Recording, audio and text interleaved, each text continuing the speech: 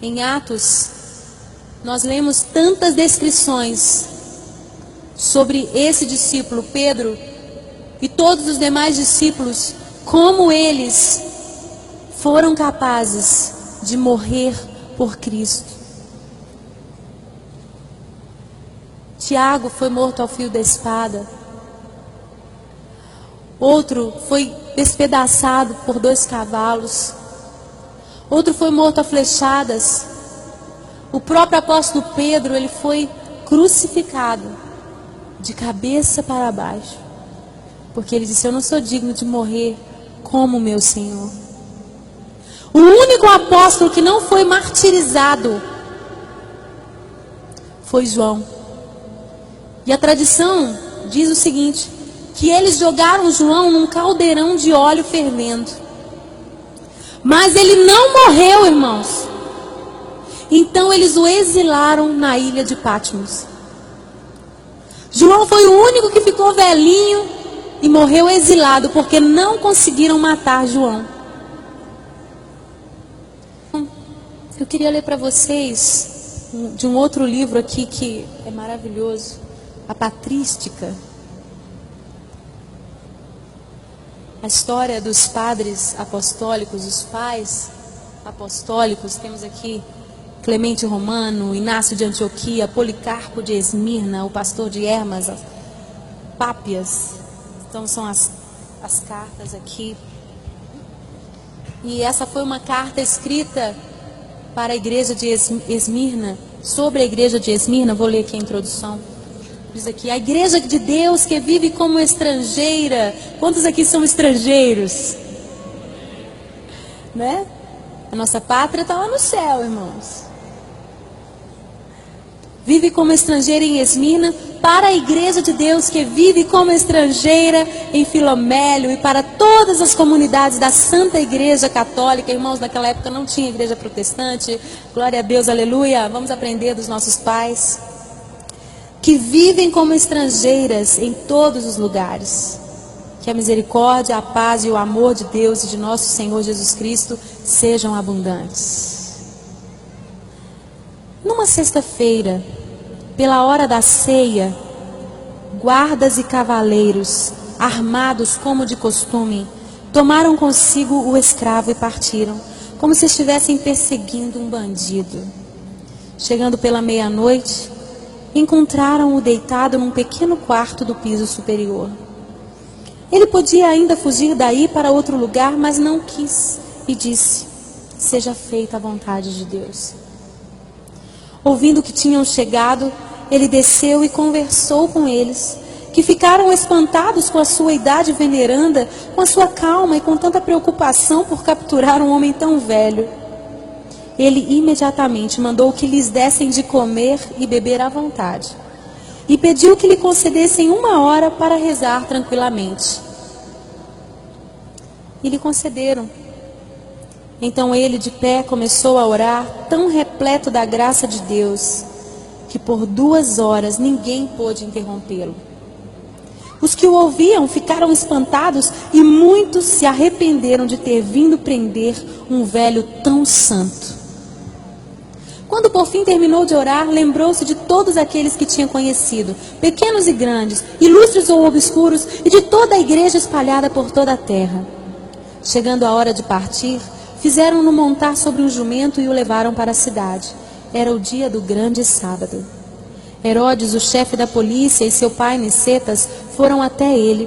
Fizeram-no subir ao seu carro e, sentando-se ao seu lado, procuravam persuadi-lo, dizendo: que mal há em dizer que César é Senhor, oferecer sacrifícios e fazer tudo mais para salvar-se?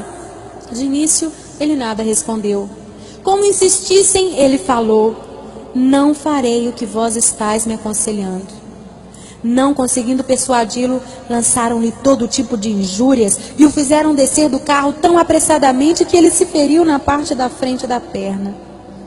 Sem se voltar, como se nada houvesse acontecido, ele caminhou alegremente em direção ao estádio.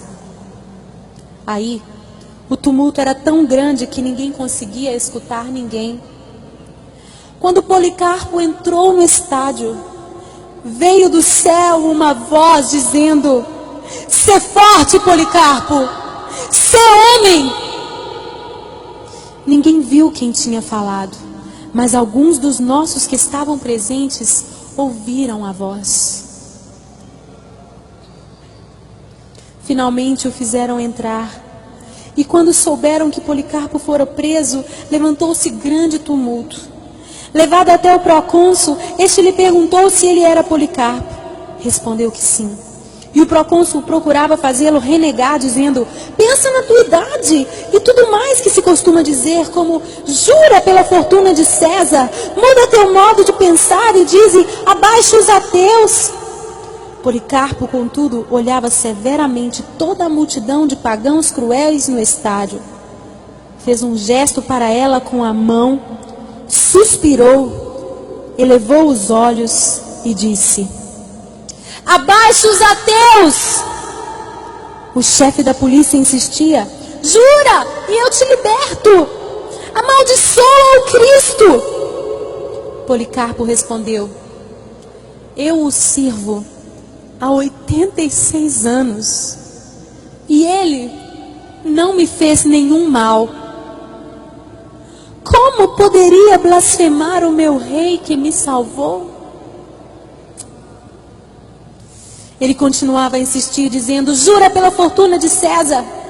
Policarpo respondeu: "Se tu pensas que vou jurar pela fortuna de César, como dizes, e finges ignorar quem sou eu, escuta claramente: eu sou cristão.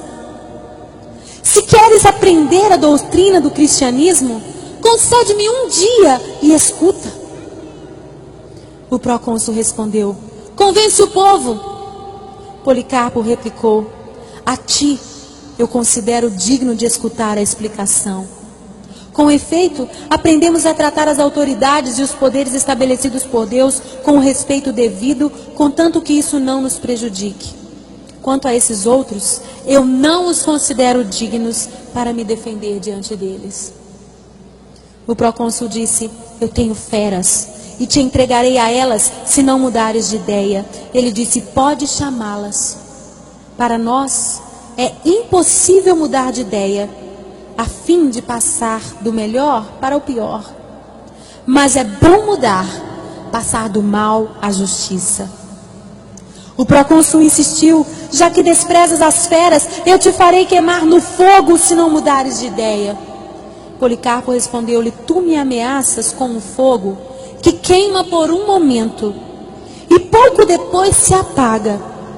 Por que ignoras o fogo do julgamento futuro e do suplício eterno reservado aos ímpios? Mas por que tardar? Vai e faz o que queres."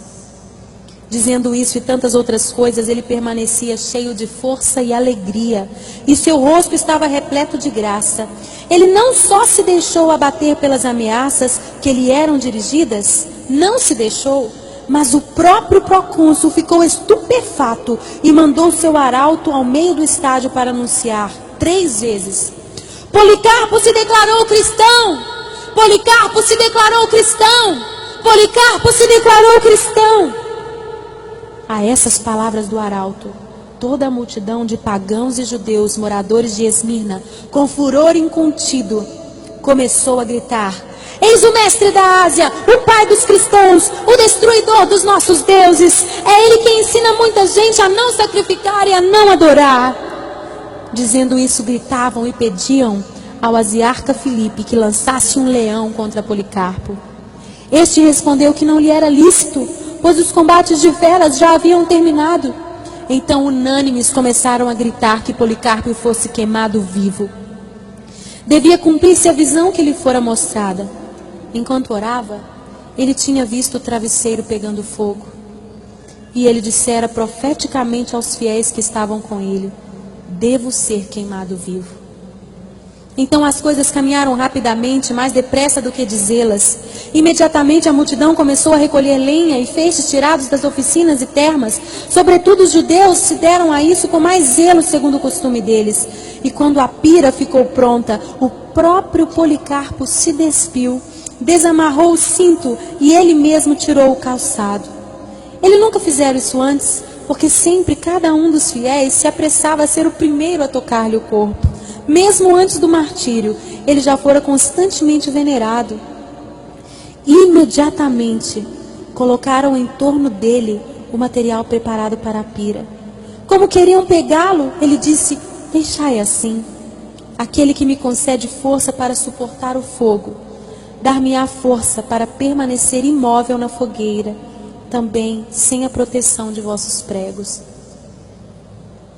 Então não o pregaram, mas o amarraram. Com as mãos amarradas atrás das costas, ele parecia um cordeiro escolhido de grande rebanho para o sacrifício, holocausto agradável, preparado para Deus. Erguendo os olhos ao céu, disse: Senhor, Deus Todo-Poderoso, Pai de teu Filho amado e bendito Jesus Cristo, pelo qual recebemos o conhecimento do teu nome, Deus dos anjos, dos poderes, de toda a criação e de toda geração de justos que vivem na tua presença. Eu te bendigo por me teres julgado digno deste dia e desta hora, de tomar parte entre os mártires e do cálice de teu Cristo, para a ressurreição da vida eterna da alma e do corpo, na incorruptibilidade do Espírito Santo.